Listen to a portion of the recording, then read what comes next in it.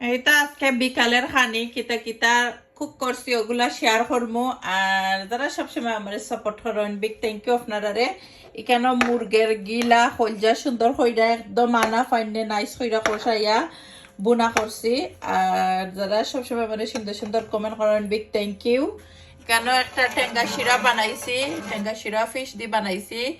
আর ঠেঙ্গা শিরার মধ্যে অনেকে কইন মাছ কিতা দেও, আমি ফিশ হইলে একই ইজি লাগে বেল ফই।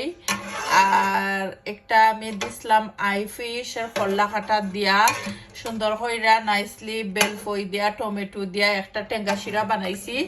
টেঙ্গা শিরা মানেও শিরা দেখতে পারা।